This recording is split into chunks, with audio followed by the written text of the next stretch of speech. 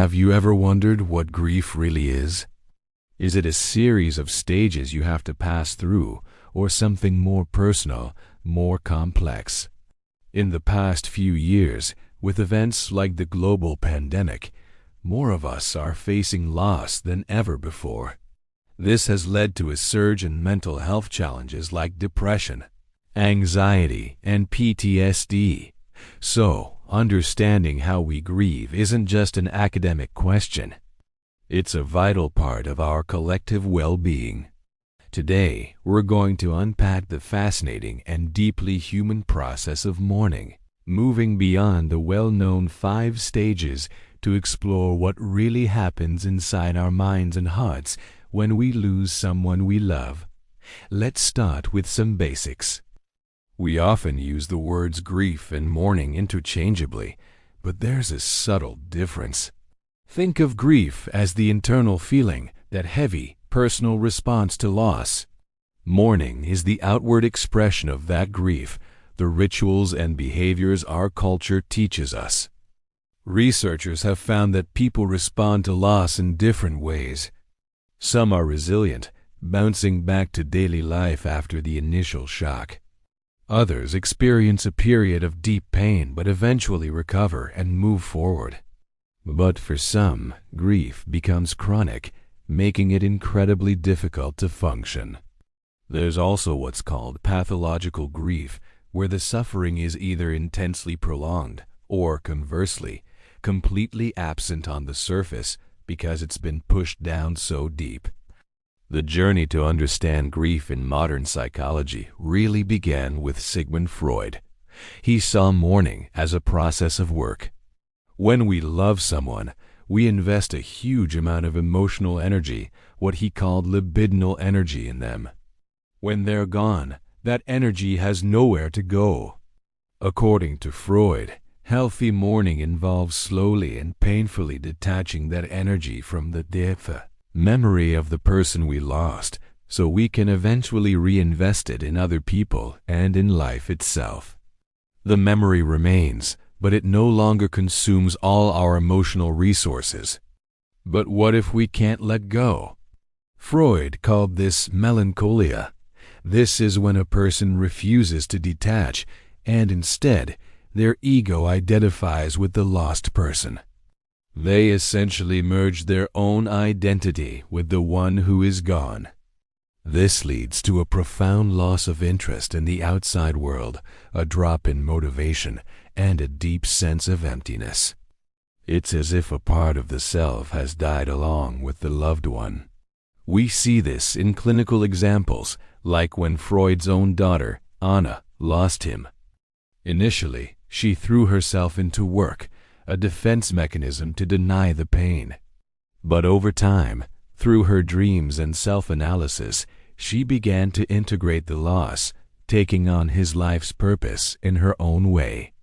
This shows how mourning is an active, internal process of working through the loss.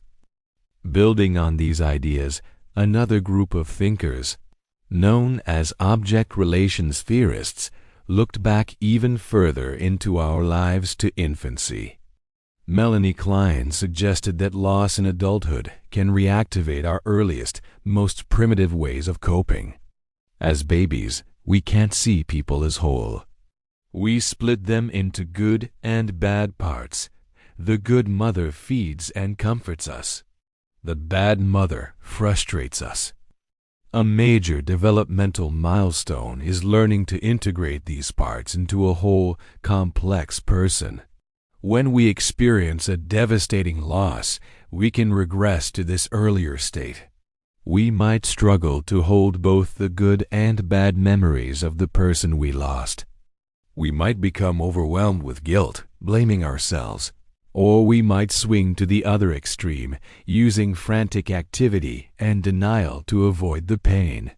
For these theorists, healthy grieving means being able to internalize a complete, realistic representation of the person who died, the good, the bad, and everything in between. This process isn't just about recovery. It can actually lead to personal growth. For example, One case study talks about a man whose avoidant patterns in romantic relationships were traced back to the unresolved grief of losing his grandmother, who was like a mother to him as a child.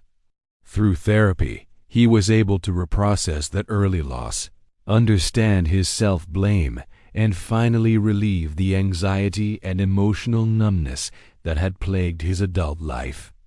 This brings us to one of the most influential frameworks for understanding loss, attachment theory.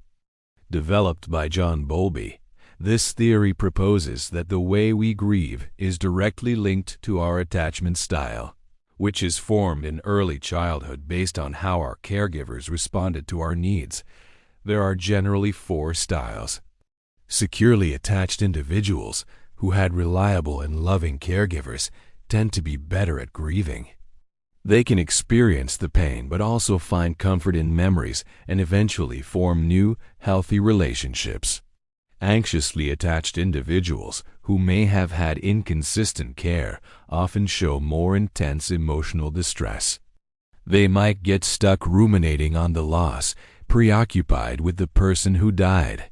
Avoidantly attached individuals who learned early on to be self-reliant and suppress their needs tend to minimize their grief. They might avoid talking about the person or suppress memories to keep functioning. Finally, disorganized attachment, often stemming from trauma or fear, leads to confusing and dysregulated grief responses, swinging between emotional overflow and complete avoidance. The core idea here is that bereavement forces us to update our internal map of the world, to accept that the person is permanently gone, while still holding on to a meaningful, memory-based connection. This leads us to a revolutionary idea, the concept of continuing bonds. For a long time, psychology taught that the goal of grieving was to let go and move on. Any ongoing connection to the deceased was seen as unhealthy. But the continuing bonds paradigm completely reframes this. It suggests that maintaining a relationship with the deceased is not only normal, but often adaptive and healthy. These bonds can be internal cherished memories, conversations in our head, or living by the values the person taught us. They can also be external, like feeling their presence, having vivid dreams, or even experiencing hallucinations. While some externalized bonds, especially those tied to denying the reality of the death, can be problematic, internalized bonds are often a source of great comfort and strength. They help us make sense of the loss and carry the person's legacy forward. Our attachment style plays a big role here too. Secure people are good at maintaining these healthy, adaptive bonds. Anxious people might try too hard to maintain the bond, while avoidant people tend to have fewer of them. And finally, we can't ignore the powerful role of spirituality and religion. Our belief systems provide a framework for making sense of the senseless. Beliefs about an afterlife, reincarnation, or a divine plan can soften the sharp edges of loss. For many, prayer, ritual, and a sense of connection to a higher power provide immense solace. Seeing the divine as a source of comfort and security, what some call a secure relational spirituality, is linked to more adaptive grieving. It can help people reframe their loss, find new purpose, and feel a sense of continuity with the person they lost. For instance, studies of bereaved parents found that faith helped them interpret their loss not as a meaningless tragedy, but as part of a larger plan, which reduced their distress. So, where does this leave us? We've seen that grief is not a linear path with fixed stages. It's a dynamic, deeply personal process shaped by our earliest relationships, our attachment style, and our spiritual beliefs. The old idea of detachment is giving way to a new understanding of connection, where maintaining a bond with the deceased can be a healthy and vital part of healing. It's about finding a way to reconstruct our world and our sense of self around the reality of the loss, while integrating the love and the memory of the person into the fabric of our lives. The journey of grief is unique to each of us, a complex dance between remembering and rebuilding. Understanding these different psychological perspectives helps us to be more compassionate with ourselves and with others who are navigating a loss. Thank you so much for watching. If you found this helpful, please like, share, and subscribe for more deep dives into the human mind. Take care.